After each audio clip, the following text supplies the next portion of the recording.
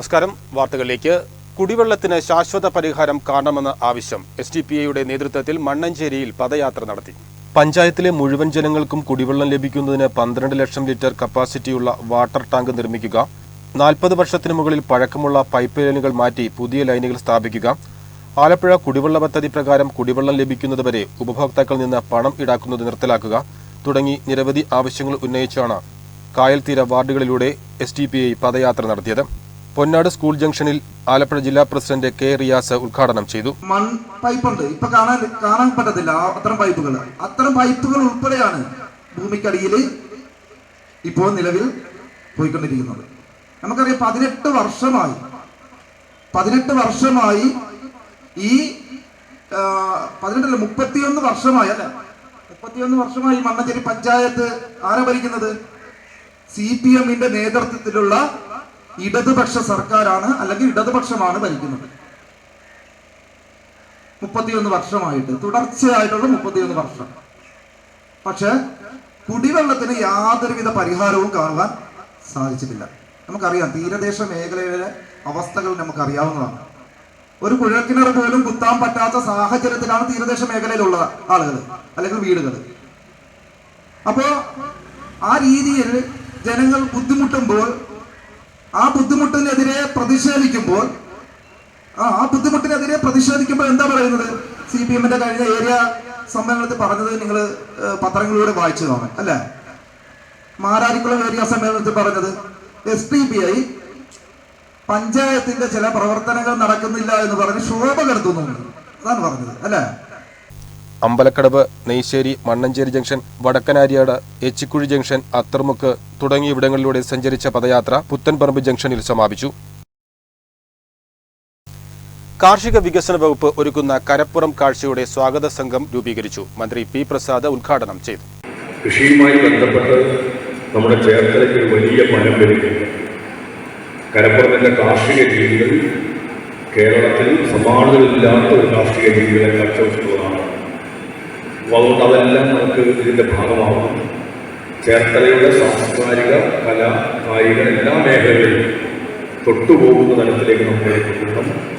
ഇന്നലകൾ എങ്ങനെയായിരുന്നുവെന്ന് എല്ലാവർക്കും അറിയാൻ കഴിയുന്ന തരത്തിലുള്ളതാണ്. അപ്പോൾ നമ്മൾ കഴിഞ്ഞ പ്രാവശ്യം നടത്തിയപ്പോൾ നമ്മൾ കുറച്ച് സ്റ്റാളുകൾ, കുറച്ച് സെമിനാറുകൾ ഇങ്ങനെയെല്ലാം മാത്രമായിട്ട് നൽകി നമുക്കതിൽ നിന്ന് കുറച്ചുകൂടി വ്യത്യസ്തമായി വരികയാണ് എന്നുള്ളത്.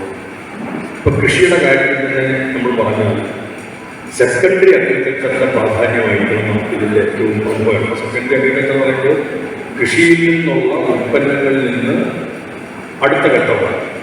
പ്രൈമറി അഗ്രികൾച്ചർ എന്ന് പറഞ്ഞു കഴിഞ്ഞാൽ ഒരു കൃഷി ചെയ്യുന്നു, ആ വിളവെടുക്കുന്നു, അത് വിൽക്കുന്നു. ഇതാണ് ആ വിളവ് ഏത് തന്നാണ് കൃഷി ചെയ്യുന്നത്, അതിൻ്റെ വിളവെടുപ്പ്, അതിലാണ് പ്രൈമറി അഗ്രികൾച്ചർ. ചേർത്തല നഗരസഭ ടൗൺ ഹാളിൽ ചേർന്ന സ്വാഗത സംഘ രൂപീകരണ യോഗത്തിൽ നഗരസഭാ ചെയർപേഴ്സൺ ഷെർലി ഭാർഗവൻ അധ്യക്ഷത വഹിച്ചു. ആലപ്പുഴ ജില്ലാ panchayat vice president NS Sivaprasad, Kanjikuzhi block panchayat president VG Mohanan, മറ്റു ഉദ്യോഗസ്ഥർ തുടങ്ങിയവർ പങ്കെടുത്തു. എസൽപുരത്ത് കുരിശടിക്ക് നേരെ സാമൂഹ്യ വിരുദ്ധരുടെ ആക്രമണം. സെന്റ് സെബാസ്റ്റ്യൻസ് പള്ളിയുടെ തെക്കേ കുരിശടിക്ക് നേരെയാണ് ആക്രമണം നടന്നത്.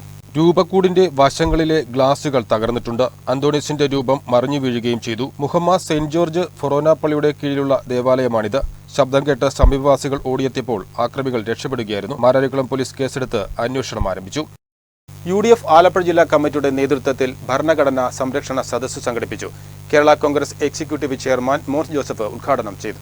സുപ്രീം കോടതിയുടെ വിധി, ഇന്നലെ കോടതി ചർച്ച ചെയ്ത വിഷയം, നമ്മൾ 75 വർഷത്തിന്റെ ആഘോഷം ഇന്ന് രാജ്യത്ത് നടക്കുമ്പോൾ ഇന്നലെ സുപ്രീം കോടതിയിൽ സുപ്രധാനമായ വിധിയുണ്ടായി. ആ വിധി 2 കാര്യങ്ങളാണ് ഇന്ത്യൻ ഭരണഘടനയിൽ എടുത്തു നീക്കണം എന്ന് പറഞ്ഞുകൊണ്ട് കോടതിയെ സമീപിച്ചത്. ഒന്ന്, ഈ രാജ്യത്തിന്റെ മതേതരത്വം എന്ന വാക്ക്, ഇന്ത്യയുടെ ഭരണഘടനയുടെ ഏറ്റവും വലിയ ആത്മാവാണ് നമ്മുടെ പ്രിയാമ്പിൾ, പീഠിക എന്ന് പറയുന്ന പ്രിയാമ്പിൾ. ആ പ്രിയാമ്പിളിൽ എഴുതി ചേർത്ത മതേതരത്വം എന്ന വാക്കും സോഷ്യലിസം എന്ന വാക്കും, സോഷ്യലിസ്റ്റ്, സെക്കുലർ എന്ന മതേതരത്വ, ഈ 2 വാക്കുകൾ എടുത്തു മാറ്റണം എന്ന് പറഞ്ഞുകൊണ്ട് ഇന്ത്യയുടെ പാർലമെന്റിലേക്ക് കടന്നു വരുന്ന ഇന്നത്തെ ആശങ്ക പോലെ തന്നെ ഇന്ത്യയുടെ സുപ്രീം കോടതിയിലേക്ക്, നമ്മുടെ രാജ്യത്തെ പരമോന്നത നീതിപീഠത്തിന്റെ മുമ്പിലേക്ക് ആവശ്യം ഉന്നയിച്ചുകൊണ്ട് ചില വ്യക്തികൾ വന്നു. അവിടെ സുപ്രീം കോടതി വ്യക്തമായ വിധി പറഞ്ഞത് വലിയ അനുഗ്രഹവും ആശ്വാസവുമായി.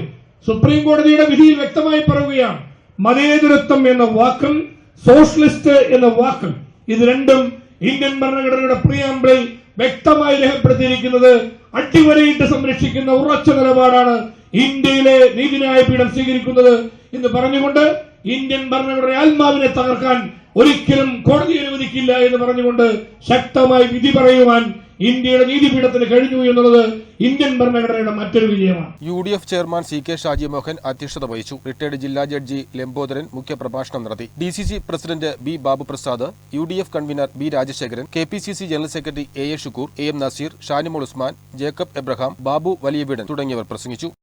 എറണാകുളം അങ്കമാലി അതിരൂപത സാമൂഹ്യ പ്രവർത്തക വിഭാഗമായ സഹൃദയ സംഘടിപ്പിച്ച നൈപുണ്യ വികസനം പരിശീലനം പൂർത്തിയാക്കിയവർക്ക് സർട്ടിഫിക്കറ്റുകൾ വിതരണം ചെയ്തു.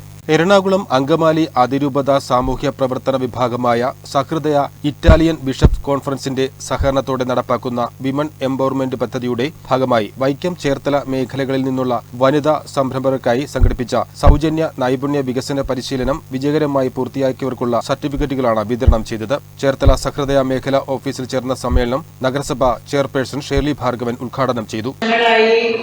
ഓരോ കാര്യങ്ങൾ ചെയ്യുന്നു, അടുക്കളയിൽ നിന്ന് അരങ്ങത്തേക്ക് എന്ന് പറഞ്ഞതുപോലെ ഓരോരുത്തരും പല മേഖലകളിലേക്ക് മുന്നോട്ട് പോകുമ്പോഴത്തേക്കും സ്ത്രീകൾ അങ്ങനെ തഴഞ്ഞു പോകുന്നതായിട്ടുള്ള ഒരു രീതിയിലേക്ക് പോകുന്നില്ല.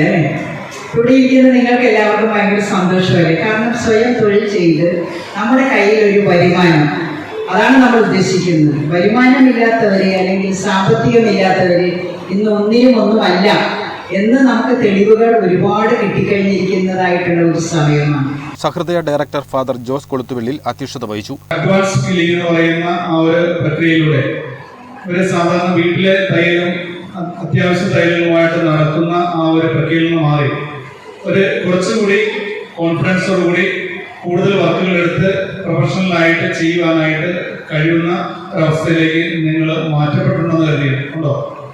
ഇല്ലേ? നഗരസഭാ കൌൺസിലർ S സനീഷ്, ഗ്രാമീണ സ്വയം തൊഴിൽ പരിശീലന കേന്ദ്രം പരിശീലകൻ അജയ് ശങ്കർ, പരിശീലക സിനി ലാലൻ, സഹൃദയ പ്രോഗ്രാം ഓഫീസർ KO മാത്യൂസ് തുടങ്ങിയവർ സംസാരിച്ചു. 6 ദിവസം ദൈർഘ്യമുള്ള advanced training in tailoring, advanced food processing എന്നീ പരിശീലനങ്ങളിൽ 40 വനിതകളാണ് പങ്കെടുത്തത്. പരിശീലനത്തോട് അനുബന്ധിച്ച് തയ്യാറാക്കിയ ഭക്ഷ്യവസ്തുക്കളുടെയും തയ്യൽ കരകൗശല വസ്തുക്കളുടെയും പ്രദർശനവും സംഘടിപ്പിച്ചു. Kerala light and sounds welfare അസോസിയേഷന്റെ ചേർത്തല മേഖലാ സമ്മേളനത്തിന്റെ പ്രചരണാർത്ഥം തയ്യാറാക്കിയിട്ടുള്ള ദീപാലങ്കാരത്തിന്റെ സ്വിച്ച് ഓൺ കർമ്മം നടന്നു.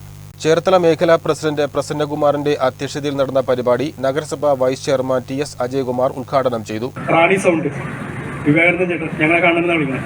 അപ്പൊ അങ്ങനെ ഇങ്ങനെ ഈ മൈക്ക് സെറ്റ്, അപ്പൊ നമുക്ക് നമ്മുടെ ആഗ്രഹം ഒരു മൈക്ക് സെറ്റുകാരനാകുകയാണെങ്കിൽ നമുക്ക് മുഴുവൻ സമയവും പാട്ട് കേൾക്കാം. ഇന്നത്തെ പോലെ പാട്ട് കേൾക്കുന്ന സൗകര്യങ്ങളൊന്നുമില്ല. അപ്പൊ നമുക്ക് ഇഷ്ടമുള്ള പാട്ടുകൾ നമ്മുടെ ഒരു ഉത്സവ പറമ്പിലോ അന്ന് പൂജപ്പറമ്പിലൊക്കെ മൈക്ക് സെറ്റുകാരൻ വരുമ്പോൾ രാജകീയമായ പദവി. അന്ന് ഒരു ലൈറ്റ് ആൻഡ് സൗണ്ടുകാരൻ വന്നു കഴിഞ്ഞാൽ ഏതാണ്ട് കിലോമീറ്ററിലൊക്കെ നടക്കണം മെയിൻ റോഡിൽ നിന്ന്. ഈ സാധനമൊക്കെ ഞങ്ങൾ കുട്ടികളൊക്കെ തന്നെയാണ് ചുമന്ന് ഈ ആംപ്ലിഫയറും അന്നത്തെ സ്റ്റെപ്പും കനമുള്ള സാധനങ്ങളൊക്കെ. അപ്പോൾ അത് കനമുള്ളവരൊക്കെ കായിക ശേഷിയുള്ള കുട്ടികൾ. അപ്പോൾ നമുക്ക് വളരെയേറെ ആഗ്രഹം ഒരു ലൈറ്റ് ആൻഡ് സൗണ്ടുകാരനാണെന്നാണ്.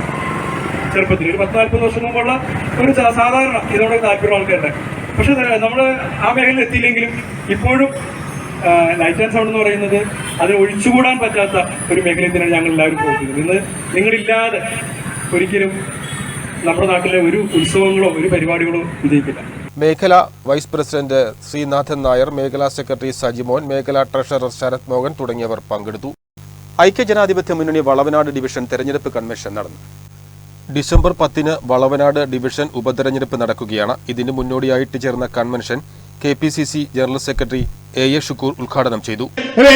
നികുതി കൊള്ള നടത്താൻ നികുതി നിർദ്ദേശങ്ങൾ അടിച്ചേൽപ്പിച്ച് മുന്നോട്ട് പോകുന്ന ഈ സർക്കാരിനെതിരെയുള്ള വിധിയെഴുത്തായി ഈ തെരഞ്ഞെടുപ്പ് മാറണം.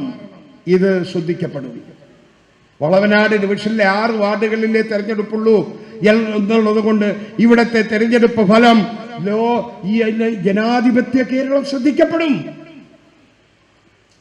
അതുകൊണ്ട് തന്നെ അഴിമതിയിൽ പെട്ടുനിൽക്കുന്ന, സ്വജനപക്ഷപാതം നടത്തുന്ന, കെടുകാര്യസ്ഥതയിലൂടെ കോടിക്കണക്കിന് രൂപ അങ്ങനെ ധൂർത്തിന്റെയും ആഡംബരത്തിന്റെയും ആർഭാടത്തിന്റെ പേരെയും ചെലവഴിച്ചു കൊണ്ടിരിക്കുന്ന ഒരു മുഖ്യമന്ത്രിക്കും ഭരണകൂടത്തിനുമെതിരായുള്ള ഒരു വിധിയെഴുത്തായി ഈ തെരഞ്ഞെടുപ്പ് മാറണം.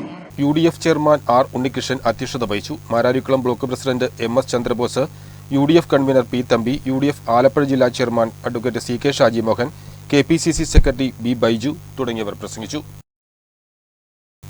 ഡിവൈഎഫ്ഐ മാരാരിക്കുളം ബ്ലോക്ക് കമ്മിറ്റിയുടെ നേതൃത്വത്തിൽ കൂത്തുപറമ്പ് രക്തസാക്ഷിത്വ ദിനം ആചരിച്ചു. മാരാരിക്കുളം ജനതാ മാർക്കറ്റിന് സമീപം നടന്ന രക്തസാക്ഷി ദിനാചരണം PP ചിത്തരഞ്ജൻ MLA ഉദ്ഘാടനം ചെയ്തു. ഇന്ന് കേരളം എന്ന് പറഞ്ഞാൽ ഏറ്റവും ശാന്തിയും സമാധാനവും നിലവിലുള്ളതാണ്. ആ ശാന്തിയും സമാധാനവും നിലനിൽക്കുന്നത് ഇവിടെ മതനിരപേക്ഷ നിലപാട് ഉയർത്തിപ്പിടിക്കുന്ന ഒരു ഗവൺമെന്റ് ഉള്ളത് കൊണ്ടാണ്. എന്നാൽ എല്ലാ വർഗീയ ശക്തികളെയും പാലൂട്ടുന്ന ഒരു സർക്കാരാണെങ്കിൽ ഈ നാട്ടിൽ ശാന്തിയും സമാധാനവും നിലനിൽക്കോ? ഇവിടെ വർഗീയ കലാപങ്ങൾ ഇനിയും ഉണ്ടാകണോ? ഒരു കാര്യം ഉറപ്പാണ്, ഏതെങ്കിലും കാരണവശാൽ കേരളത്തിൽ അധികാരത്തിൽ UDF വരുന്ന സാഹചര്യം ഉണ്ടായാൽ ആ സാഹചര്യം സൃഷ്ടിക്കാൻ പോകുന്നത് ഈ കേരളത്തിലെ മണ്ണിൽ SDPI-കാരന്റെ ഭരണമാണ് നടക്കാൻ പോകുന്നതെന്ന് തന്നെയാണ്. SDPI-യുടെയും ജമാഅത്ത് ഇസ്ലാമിയുടെയും നേതൃത്വത്തിലുള്ള ഭരണമായിരിക്കും കേരളത്തിൽ നടക്കാൻ പോകുന്നതെന്നുള്ളതാണ്. അതെവിടെ കൊണ്ട് നമ്മളെ എത്തിക്കും? അതെവിടത്തേക്കാണ് ഈ കേരളത്തെ കൊണ്ട് എത്തിക്കാൻ പോകുന്നത്? DYFI block president Arun Prasanth അധ്യക്ഷത വഹിച്ചു. ബ്ലോക്ക് സെക്രട്ടറി MS അരുൺ സ്വാഗതം പറഞ്ഞു. നേതാക്കളായ ചിന്നു L. കടവിൽ, അഭിലാഷ്, കമൽദേവ്, റോഷൻ S. രമണൻ, A. അഖിൽ തുടങ്ങിയവർ സംസാരിച്ചു. SYS സംസ്ഥാന general secretary doctor AP Abdul Hakeem അസരിയുടെ നേതൃത്വത്തിൽ സംഘടിപ്പിച്ചിരിക്കുന്ന മാനവ സഞ്ചാരം 29-ന് ആലപ്പുഴയിൽ എത്തിച്ചേരുമെന്ന് നേതാക്കൾ വാർത്താസമ്മേളനത്തിൽ അറിയിച്ചു.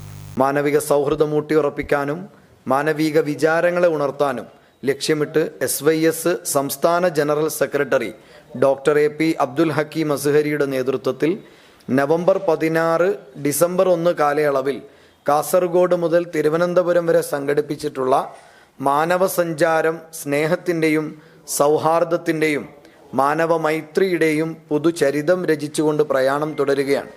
വെറുപ്പിനും വിദ്വേഷത്തിനും ധ്രുവീകരണത്തിനുമെതിരെ മനുഷ്യരുടെ കൂട്ടായ്മ തീർത്തുകൊണ്ട് സർഗാത്മക പ്രതിരോധമുയർത്തുകയാണ് SYS മാനവ സഞ്ചാരത്തിലൂടെ.